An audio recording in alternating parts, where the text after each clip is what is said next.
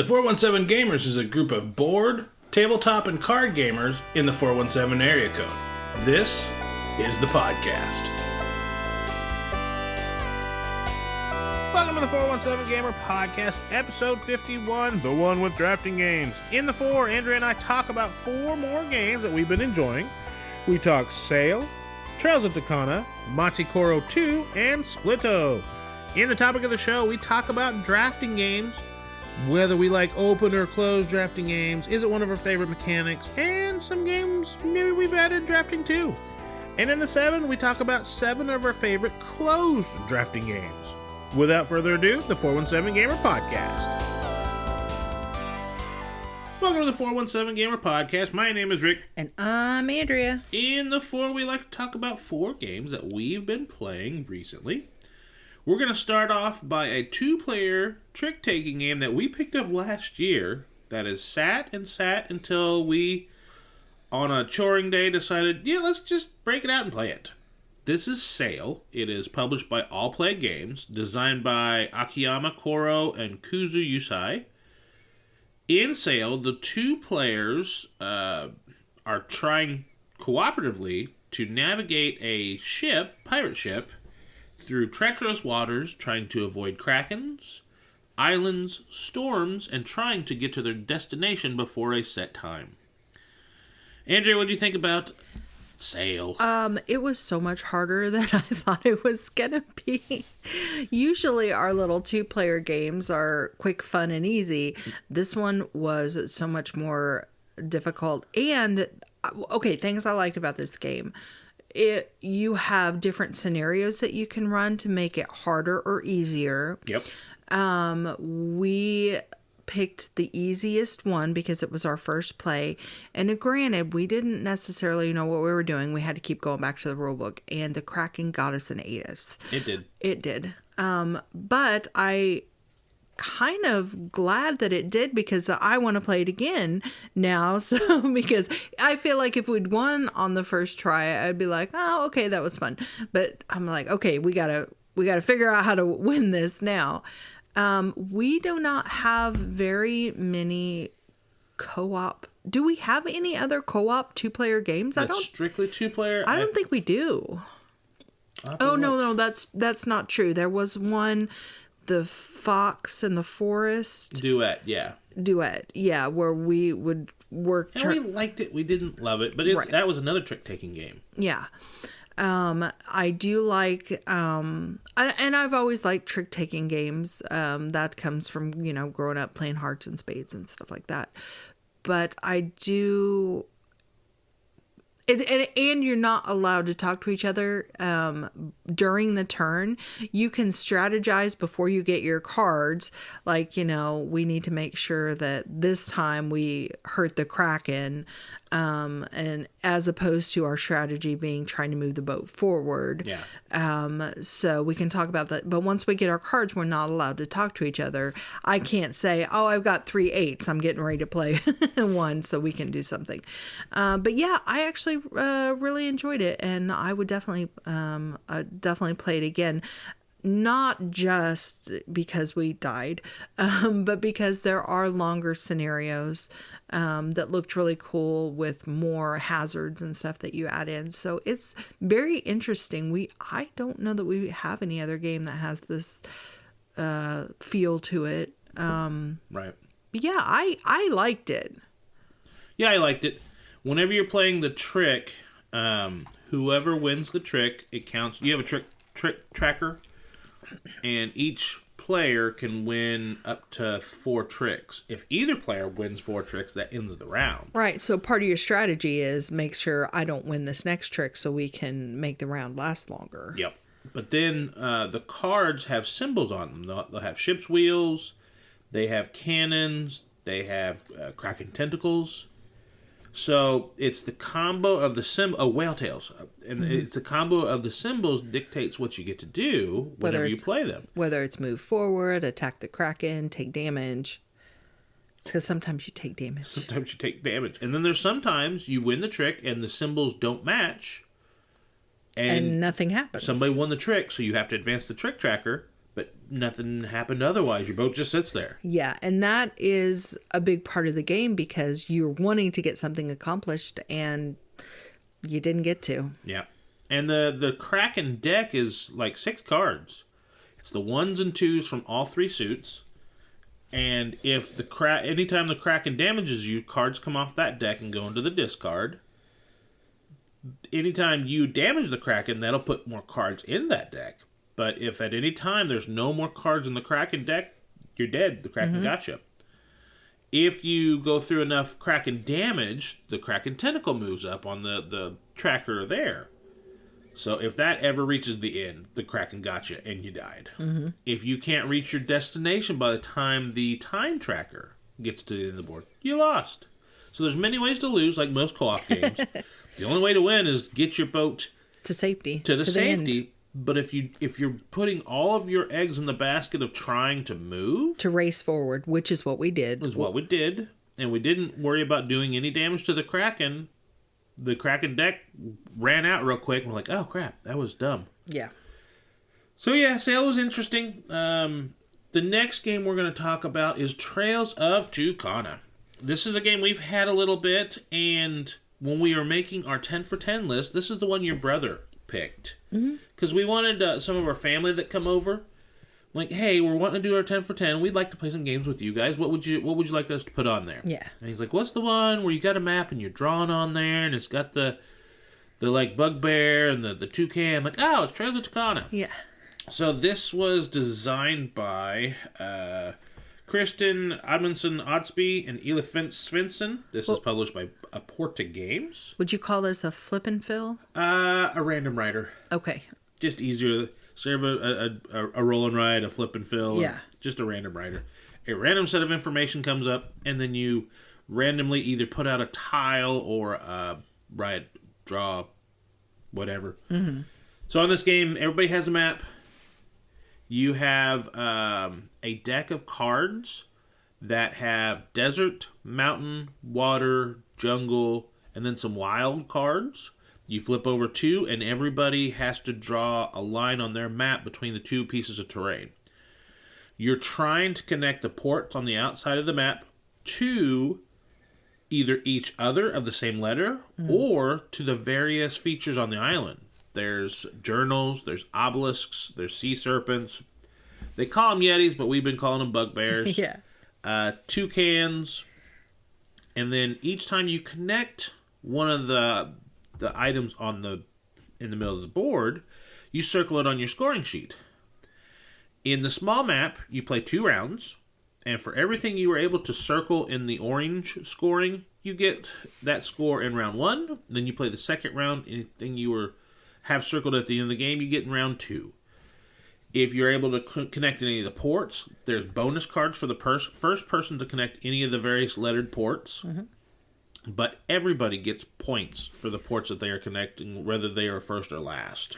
So one of the things that I really like about this game is it's easy enough for newbies, like family weight. I would definitely call it a family weight game. You and I have played this several times because it's on our 10 for 10 and we've been playing it with my brother. But we played it with Ethan and Gina the other night. Ethan, who's a very good gamer. I mean, he's about as high level gamer as you can get. Extremely intelligent. And we whooped a crap out of him. He's like, so it's hard enough that even if you're an experienced gamer, you have to figure out what, are you trying to connect the ports? Are you trying to go after the finds of the items? So he wasn't sure what his strategy was. So it was fun to watch. Such an easy game made his brain go overheat. Yeah. That was Trails of Tucana. And since we talked about Ethan, he is the one that showed us Machi Koro 2. Yes. This is designed by Maso Sugunuma. It is published by Pandasaurus Games. And I will say, I've owned 2 copies of Machi Koro. I own the original base, and then all the expansions. And then I just got burned out playing it, got rid of it. Then I got the Target exclusive Bright Lights Big City, where they kind of curated some of it. They brought in some of the expansions that people liked the best. They got rid of some of the stuff that they didn't. And even when I played that, it wasn't quite what I wanted for my gaming experience. And you thought it was something that I would like. Yeah. And it wasn't. No. I actually told you, I was like, you're like, hey, let's play Machi. And I was like, let's not. Okay. I wouldn't even care if we got rid of that game. I don't know. It wasn't that it was super hard. I don't know. There was just something about it that I just didn't click with. Overstays its welcome. I just didn't. It took too long, and I didn't enjoy it. And no. And for then me, it's like playing 5 and 6 player Catan. Yeah. 3 and 4 player Catan is over quick enough to where if we have friends that really, really want to play it, fine. But if they want to play 5 and 6, I will absolutely suggest another game because the 5th and 6th player add-on to Catan changes Catan from a 45-minute to an hour game to darn near a 2-hour game. Yeah. And we were playing with Ethan the other night. We were looking for just something medium weight, quick, and he pulled out Machi Koro, and I was like, oh my god. Okay. It's what he had where we could play it, but it wasn't Machi Koro. It was Machi Koro 2. So they've changed it. They and he taught us it's kind of the Dominion starting drafting way where all the cards are divvied up.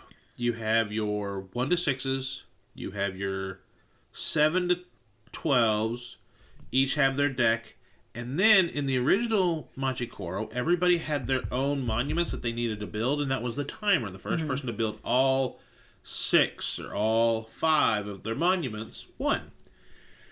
Instead, there's a monument deck that flips out. So you can so on your turn, it follows the same thing. You roll the dice. Anything on a blue, any number that's rolled that triggers a blue, everybody gets. If it triggers on a green, it only triggers on your turn. On a red, it triggers on an off turn. So if somebody else rolled a 3 and you have the cafe, then they have to pay you. The purples trigger on your own, and they usually involve you messing with another player. Maybe you swap properties. Maybe you give them this card that is a detriment to them. Or you collect money from them. Right. Then then you have the monuments. If somebody builds a monument, it is a lot of times a bonus that everybody gets. Now the amusement park, anybody who rolls doubles gets to go again. Yeah. Now anybody that rolls the City Hall, once somebody builds City Hall, if anybody was not able to build that round, they get money. Get a bonus. It's an interesting twist. And then it was 4 monuments? Yeah. Once somebody builds their 4th monument, game's over. And third or 4th. And guess what? It fixed all of the things I hated from Machi Koro 1. Yeah. Because it was quicker.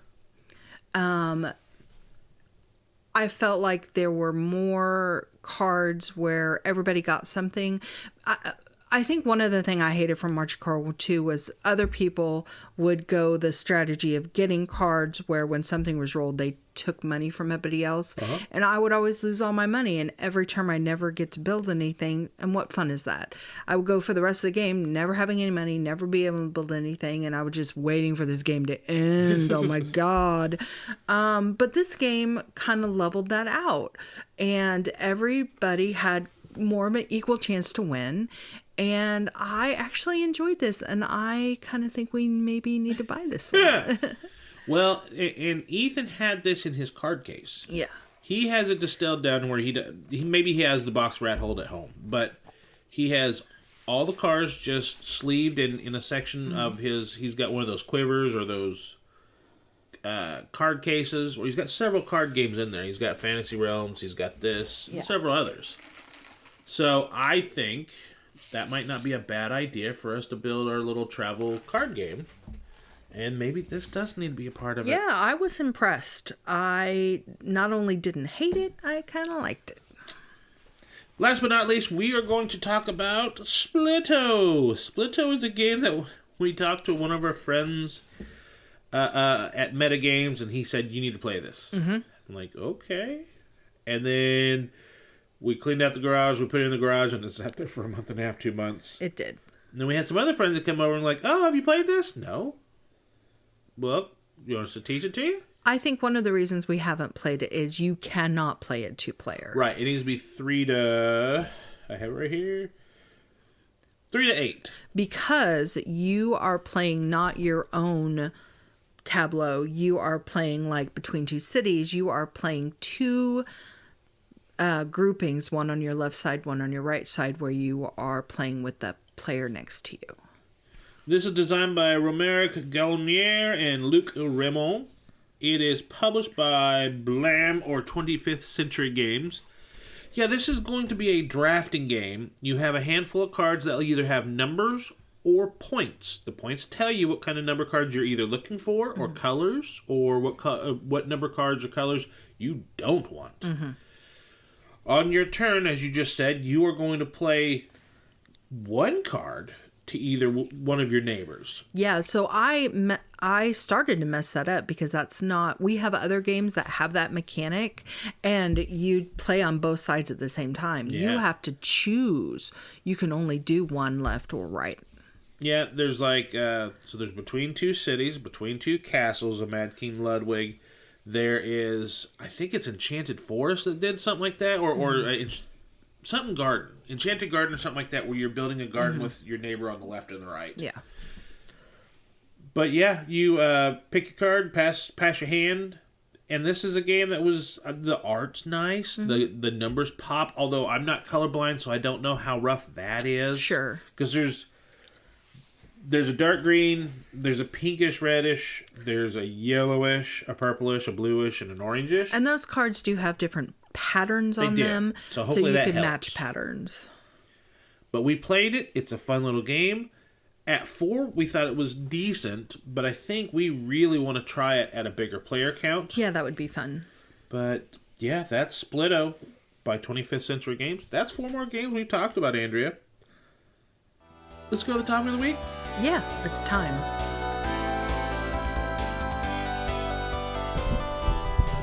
The one is going to be our topic of the show, and we are talking drafting games. Andrea, drafting, is that one of your favorite mechanics? Is it something you like, something you don't look forward to?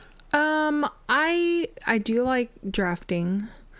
I think that I like open drafting better than closed drafting. Yeah, where everybody has the information. Mm-hmm. I like to have... the more information I have, the better. I feel like I can prepare for my turn. A lot of the games that I really like have drafting in them. Yeah. And I think that I didn't realize how many of our games had drafting until you made the list of drafting games. I was like, oh, well, that's half our collection. Well, and when you think about it, there's a lot of games that have drafting that's a piece of it, like Ticket to Ride. You draft those cards. But I don't feel like that's the main mechanic. It's just one of the mechanics. Sure. So whenever we made our list in open drafting, we're actually going to put in next episode, in episode 52, if I do this right. So at the end, in the next segment, we're going to do our closed drafting. But in that one, the way I kind of looked at the open drafting is not only how much I like the game, but how much do I like the drafting in the game. Because Ticket to Ride I like, but I like the building the routes more than the drafting part. The drafting is just a means to an end. I mean, a lot of times it's just take 2 cards real quick and let my turn go around. Yeah. But whereas in, like, Splendor, you're drafting your chips, and then you're also then drafting the cards. That is the game. And I make it sound like it's blah, blah, blah, but I like the game quite a bit. Yeah. I mean, I like Splendor enough to where I played the original Splendor about 60 log times, and then Marvel Splendor, I think we're up to like 30. So I'm approaching 100 plays between the two, and that's not even counting Splendor Duel, which also has drafting. Oh, yeah, it does. Yeah, I might be, tipping our hat to some of our top 7 for the next episode, but yeah, what can you do? So you prefer open drafting. I do. I actually prefer closed drafting if all people know the game. That makes sense. So there's a Dudes on a Map game that a lot of people love, and I do enjoy playing it if everybody knows it, and that's Blood Rage. Blood Rage is very fun. It's Nordic gods themed.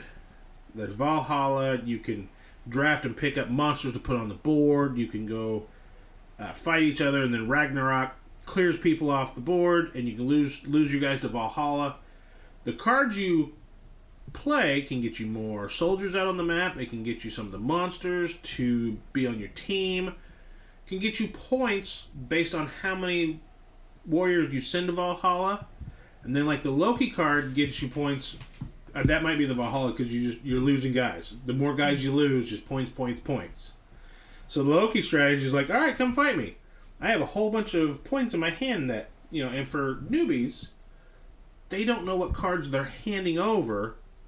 And if you ever play 4-player Blood Rage, in my experience, if you're sitting opposite the newbie, you're going to get your butt kicked because the other 2 players, and we'll discuss this, a lot of drafting games are like 2 or 3 rounds.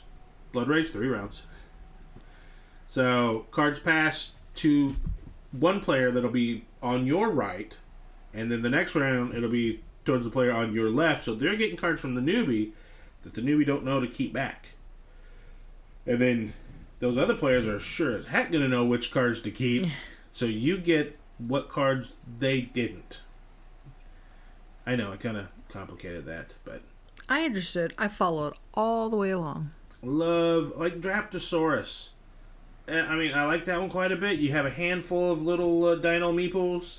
You grab one in secret and pass your hand to the next player. I love that. And then you have games that you add drafting to. The original Terraforming Mars, it's just whatever hand you got.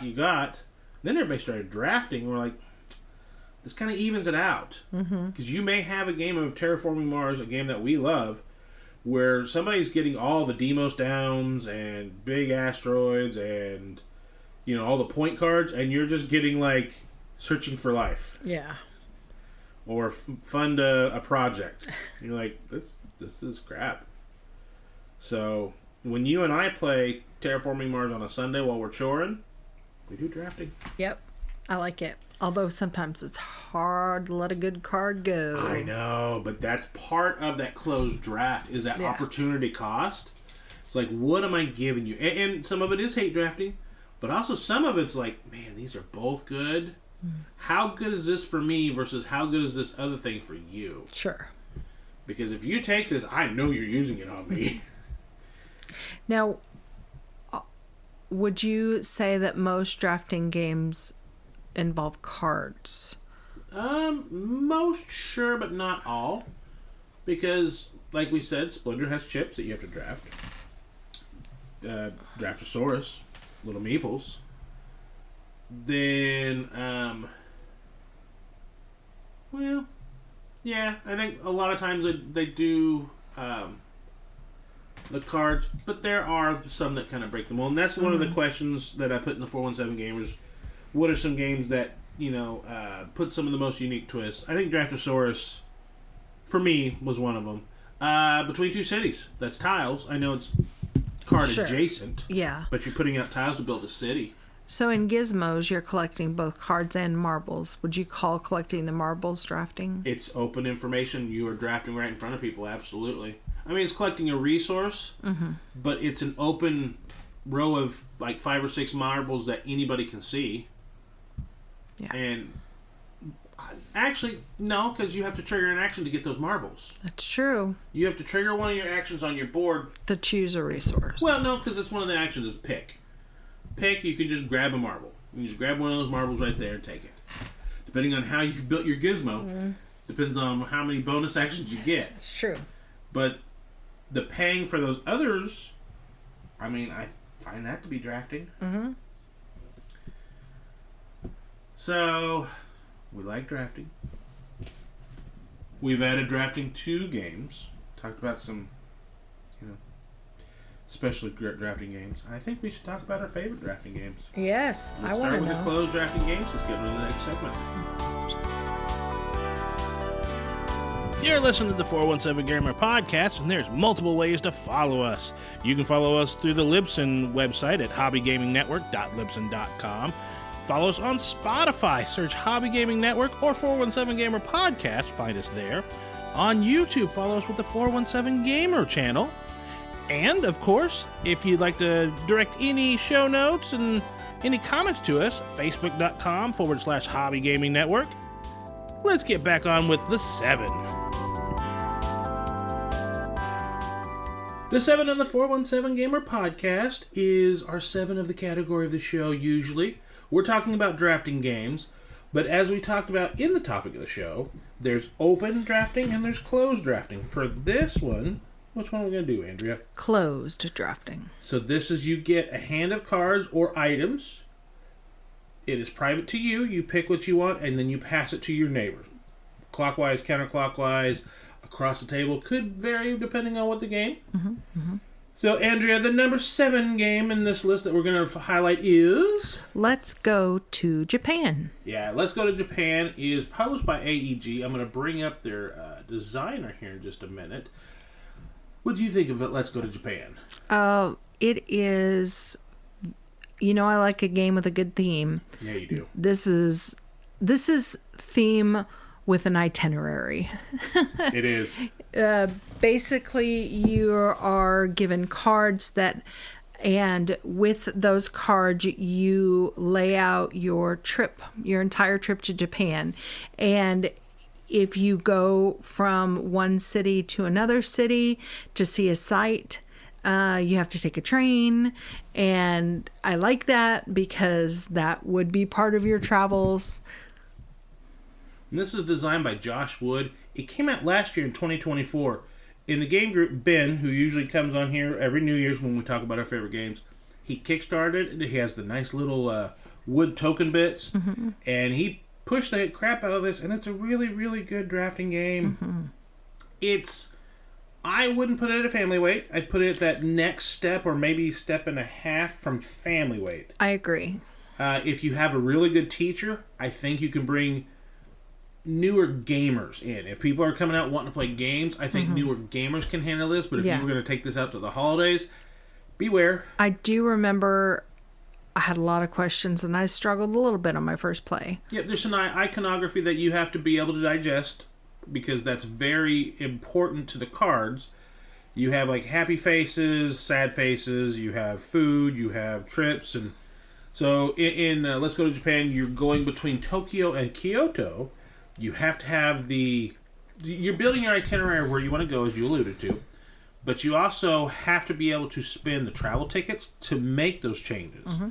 And you could be making changes in the middle of the day. And you don't have to go from one city to another, but you might have a card that makes you want to. I played an all Kyoto game, and I either won or I lost by like a point or two. Mm-hmm. But yeah, we really like Let's Go to Japan, and since Ben hasn't, he'd be one of the people we'd play with. I think we leave him just owning Let's Go to Japan. Now, if he gets rid of it, we may have to scoop it up then. I agree. And I think they had another one in the line coming out. Let's see here. Re-implemented. No, I don't see where it's re-implemented. I thought somebody else was doing it, but maybe not. That would be great if they did a Let's Go to London or, Number 6. Sushi Go. Sushi Go is designed by Phil Walker Harding. It is published by Game Right Games. And we're also including Sushi Go Party on this. Sushi Go kind of simulates either the boats or the conveyor belts of sushi. You have a handful of sushi cards. You got maki rolls, dumplings, sashimi, tempura, various sushi wasabi, chopsticks. You grab one card, put it face down, and then you pass your hand to the left. And then everybody flips over, and cards score different ways. Like sashimi scores in triplets, tempura scores in pairs, Nagiri just scores their face value. Now, Wasabi triples the next Nagiri card that you play. However, if you never get another Nagiri card, Wasabi is worthless. And sometimes you just get stuck that way. And then Pudding, you play 3 rounds, and Pudding does not score until the very end of the round. So if you're going to play a Pudding, actually it doesn't score until the end of the game. Right. So if you play a Pudding in round 1, you're not getting anything for it. You're building for the end. This is one that I would absolutely put at family weight. Mm-hmm.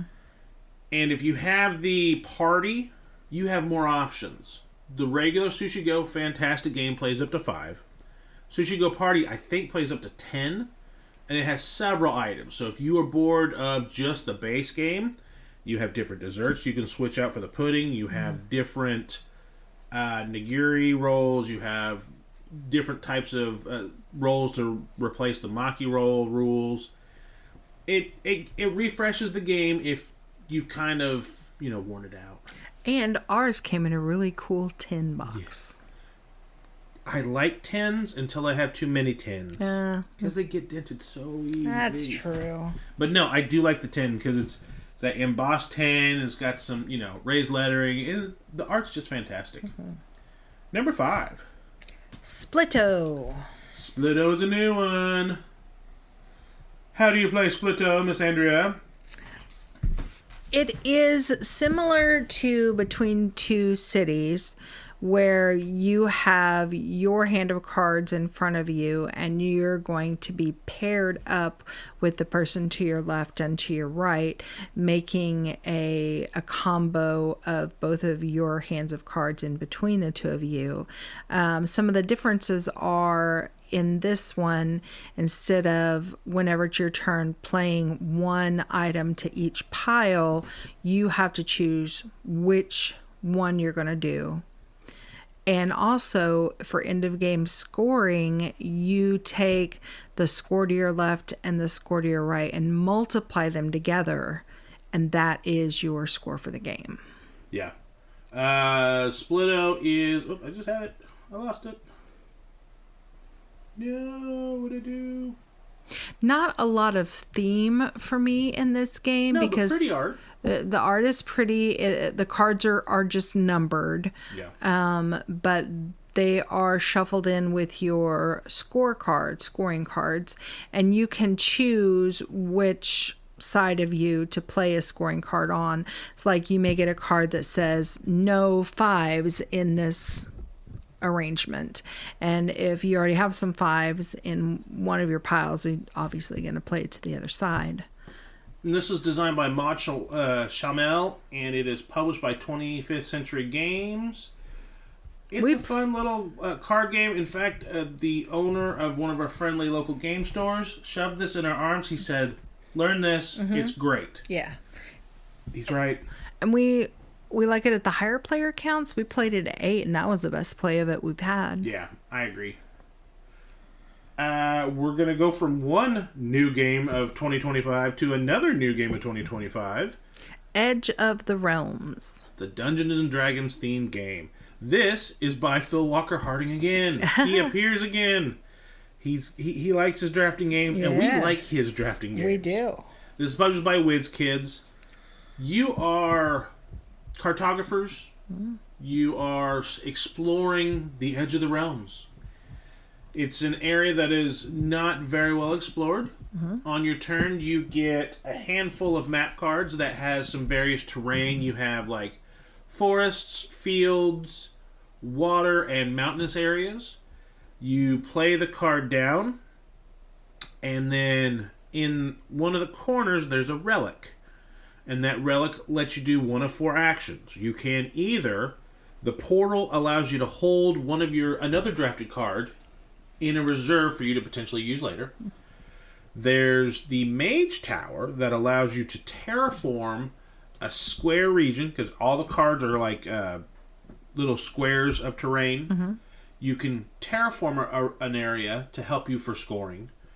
The Quarry allows you to build a city on a 2x2 area that has the same terrain as the city that you want to get, and those points descend. Mm-hmm. And then you have the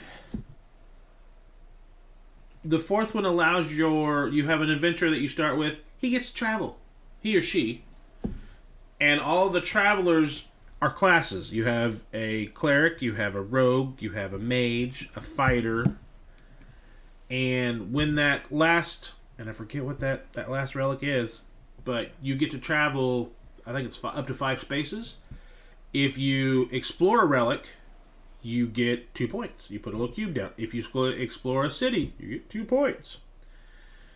Then you also have global goals that you, as you go along,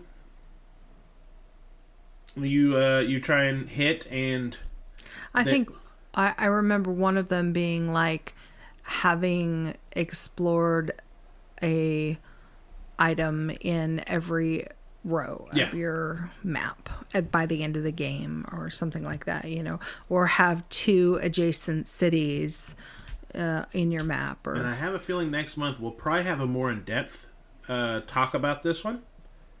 We might even review it. We liked it quite a bit. Not only did we like it quite a bit, the people we played with liked it quite a bit. Because when we picked it up to a friendly local game store, they only had like 3 or 4 copies. Like, we've already, sold quite a few of them. It's a lighter weight game. Mm-hmm. It's got the D&D, name on it. He's like, we're down to 2. So we got one of them. Mm-hmm. And when we were at a game day, like, oh, where'd you get this? Friendly local game store, Meta Games. How many they have? They have one more. And he's like, well, I might have to stop by there. I don't know if they did. I like to think they did, though. I do, too. Number 3. Nemalia. Not an older game. Well, it's newish, oldish. Mm. This is one of our favorites from a couple years ago. We just really, banged the drum on this one. We love Nemalia. If you've listened to our podcast in the past, you probably heard us talk about it. Well, last month we talked about an anniversary gift that I gave to you, Tanganyika Wildlife Park. Mm-hmm. And as of this recording, we just got back. Somebody likes animals in this relationship. A little bit. And so Nemalia helps that because you're building your own nature preserve. Mm-hmm. There's penguins, there's polar bears, there's otters. Yeah. There's a lot of the things we went to go see at Tanganyika Wildlife Park. We may have to break that game back out. So, it ticks so many boxes. We like drafting, tick. Yeah. We like global scoring goals, tick another box. Yeah. We like animals. Tick, tick, tick. Yeah. So Nemalia is definitely number 3. Yeah. Who designed that? I should have that up. I'm slacking.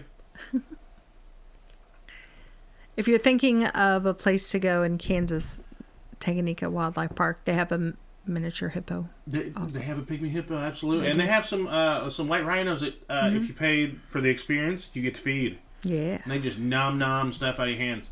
The designer is Will Levin, and this was published by, I think, either La Boîte de Jeux or ours was Lucky Duck Games, I think. But that brings us to number 2. Number 2, 7 Wonders. Yeah, 7 Wonders. Talk about a classic. It is. It's still so good. 2010, so it's 15 years old.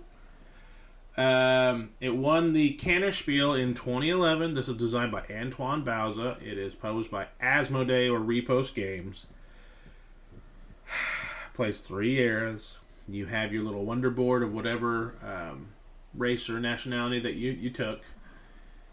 And it's classic drafting. You're drafting for resources, you're drafting for points, you're drafting for war to try and score some points and maybe take some points away from your neighbors. Mm-hmm. Now, whenever we do open drafting, there may be another 7 Wonders that pops up, but I think I like this one more than you do. Yeah, I prefer 7 Wonders Duel. Yes. But 7 Wonders, a lot of these drafting games, we like them so well because they don't add a whole lot more when you add more players.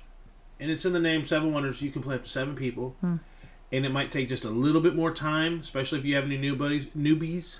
But if everybody knows what they're doing, then get after it. Mm-hmm. 7 Wonders at 7 players goes pretty darn quick. It does. Which brings us down to my favorite. I don't know if it's your favorite. I like it quite a bit. What is it? Ohanami. Yeah, Ohanami came out in 2019.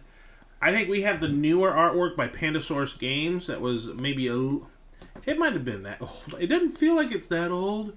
Well, we've had it a long time. Yeah, it's designed by Stefan Bendorf. Oh, Hanami, you're making a garden. Nice, peaceful garden. Mm-hmm. It plays 3 rounds like a lot of these. Seven Wonders is 3 rounds. Sushi Go is 3 rounds. Namali is 5, but they're the weird ones.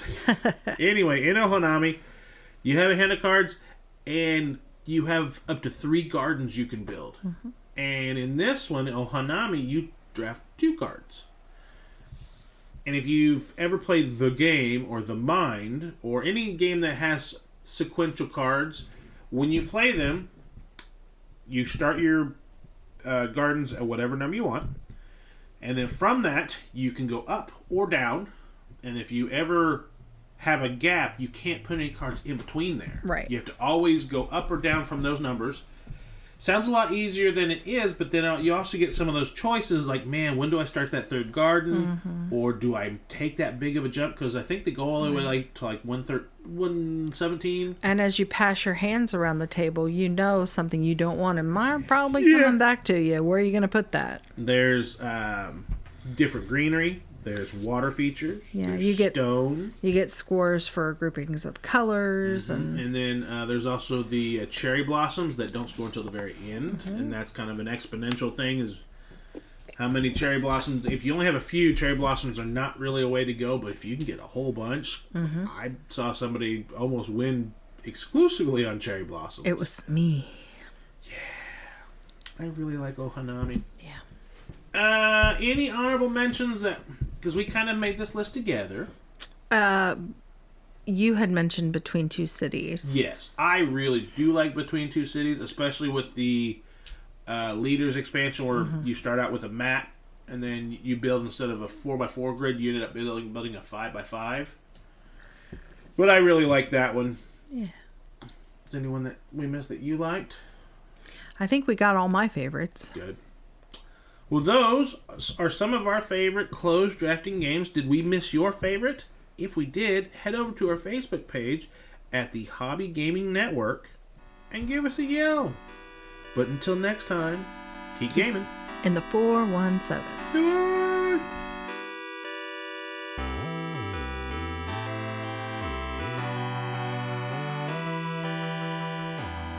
The 417 Gamer podcast is recorded and produced by Andrea and Rick Bagwell. The intro music we use, Kind, Gentle, Beautiful Person, and the outro music, Making Up for Lost Time, was created by Origami Reptica.